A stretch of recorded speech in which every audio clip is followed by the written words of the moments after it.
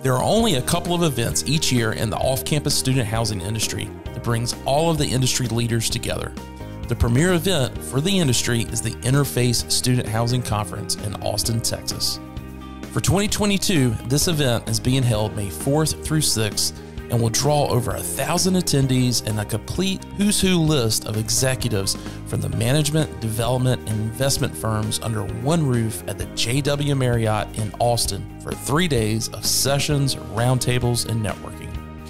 So who are some of the folks attending this year's Interface Conference? Well, let's meet one of them right now. So, Jake Murphy, I hear you're going to Interface 22 in Austin, Texas this year. You heard correct. I will be there in May and looking forward to it. Well, excited to see you again. It's been a while since you've been to Interface. The last time you were at Interface, you were actually with another company that provides similar solutions to what you're doing now. And they decided that they were not going to service the student housing industry anymore. They had some bigger fish they wanted to fry, and you found that as kind of a entrepreneurial venture for yourself. So if you would just tell our audience a little bit about what JM Transportation does and how you guys are servicing the student housing industry. That is all correct. I and my company provide dedicated shuttle transportation services to the student housing industry. And what that means is we have a training program. We professionally train and credential our drivers to meet, FMCSA, DOT regulations. We couple that with our preventative maintenance schedule to maximize the life of your asset that you've invested in or we invest in and provide to you to deliver shuttle solutions specific to the student housing industry. We do this across the country. We're in 3 states from California to North Carolina down to Florida, team of 10 right now, and we have the infrastructure to grow and scale. We are looking at a lot of different things that are hot topics right now, not just in student housing, but across several different industries like electric vehicles, like conserving fuel, and what that can mean for your property and reducing costs and taking advantage of some funding dollars that may be out there for you. So glad to be here with you, Wes. And again, can't wait to get to Interface this May in Austin. Well, and the transportation conversation is so important these days because, inflation is growing like crazy. I'd like to say rents are growing like crazy too, but the truth is with student housing, we set the rates, starting in September of each year of how we're going to do things throughout. And we may be able to move them a little bit, but our rates are kind of baked. And so we get to another year and inflation may have gone up even further. And, but our rates are kind of reflecting something that's, that was a point in time that, could have been 12, 18 months earlier. And so, some companies have been able to be able to strategize a little bit with that. But what it really comes down to is we've got to watch our costs. And I think when it comes to transportation, there's a lot of, especially, when you look at what's happened over, let's call it the past 10 years, there's been a big focus on making sure that, you're getting as close to campus as you can. That didn't always used to be the case. Developers were building these purpose-built student properties, a mile, 2 miles from campus. And, the thought was, well, they want a better amenity package. They want a reason to go out that far. And so, we saw the lazy rivers and the rock climbing walls and all these kind of crazy things that we as developers were doing in order to bring students out that far. And what we quickly realized is that there had to be some type of transportation, because even though they didn't mind, traveling that distance, they really didn't want to have to deal with, taking the time to find a commuter space and a commuter lot and deal with that whole hassle. They wanted, if that property wasn't on a bus route, they were pretty much demanding for that developer, that property owner, to provide a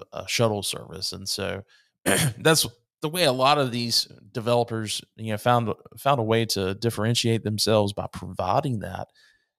And there wasn't really a group, until the previous group that you worked with, there wasn't really a group that was focusing on student housing. You may have had some local operators of transportation and livery services that, um, that could provide a solution. And so, because of that, a lot of these, especially in these smaller college towns where there wasn't a focus on providing any kind of public transportation, Right.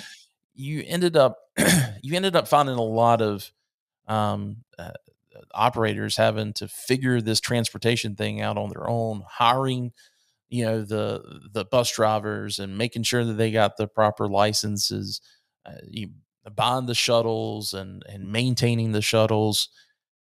Look, property management is tough in and of itself. Student housing management is even another level. As a property manager, at the site level, I don't want to have to add on one more thing Right. I've got to be an expert in. And so that's what I love about what you're doing. And I think it makes so much sense. But I also know that there's a lot of folks out there that are really getting back to that inflation thing. They're thinking about their budgets for this next year, and they're like, how am I going to make this work? I've got gas prices that are going crazy. What are some of the things that you're hearing out there, that your customers are dealing with and have got questions for you on? All very well said. I mean, you stole some of my thunder. It's so true that these off campus properties do need a way to differentiate themselves, and they're running into headaches with their residents having to find parking, pay for parking, maybe not find parking, be late to class. And so they're in a bit of a pickle. And so they either have a shuttle already and they're operating it in house, or they are using a different contractor. But what I'm finding is, if they have this amenity, it has to be reliable. If it's not reliable and they're advertising that they have it, they're shooting themselves in the foot. And so I've come in with my program, and I have backup drivers. I study the market to make sure our wage rates are competitive but not overly priced, to deliver a cost effective solution that is reliable and that complies with the laws and legislations that you have to comply with to not open yourself up to liability. Because, God forbid, should there be an accident, you don't have the proper training and credentials for your drivers, and the DOT is pretty tight on what they require, you're going to open yourself up to a lot of risk. And so, that's kind of where this idea came about, to your point of inflation and some cost raising. That's kind of thrust me into tapping into my experience looking at electric vehicles, what solutions we can provide you there to lower your fuel spend, or nearly eliminate, in certain cases, what you spend on fuel and hopefully maintenance as well. A lot of these electric vehicles don't require the maintenance that a normal diesel engine or unleaded engine would need to keep operating. So that's some pretty exciting technology that can impact your reporting on your ESG if done right. So Yeah, that's a great comment. I mean, I was just reading. I won't say which company it was, but a big company within, that owns a lot of student housing. I was reading their recent ESG report, and that's not something I typically find myself doing, but we are actually preparing for a webinar on ESG, and so I was looking at this company's report, and they had a goal of 15% reduction by 2025 in their carbon, it wasn't carbon footprint, I can't remember the actual word that they used, um but basically it came down to fossil fuels and things that mhm. they're using from that standpoint. And I thought, wow, 15% reduction, like how are you going to get there? And just like you said, I mean, I think electric vehicles, although I'm always a skeptic and saying, okay, well, that electricity has to come from somewhere, right? Right. But but at the end of the day, these lenders and these investment groups are really putting um, uh, a lot of focus on that. Hate to call it a ESG score because I don't know that they're necessarily giving scores out yet, but they're certainly looking at that reporting and wanting to understand what it is that how you're operating your properties to make sure that you've got this stuff in check. So it's good to hear that that you're looking at electric vehicles and helping clients with discovering that. Yeah, and I think to that point, it starts with an analysis. Let's see what you're doing now with your diesel or unleaded shuttle and see if we went with an electric solution. Now, it's not always a cost saver. There's a capital hit that you could take because these electric vehicles typically are more expensive than the same size diesel or unleaded solution. But let's look at what you're spending now and see what you could uh, possibly reduce in terms of fossil fuel emission if you did go green with an electric bus. So that starts with a conversation and an analysis for your specific property that could be beneficial in the long run to positively impact that ESG report. Gotcha.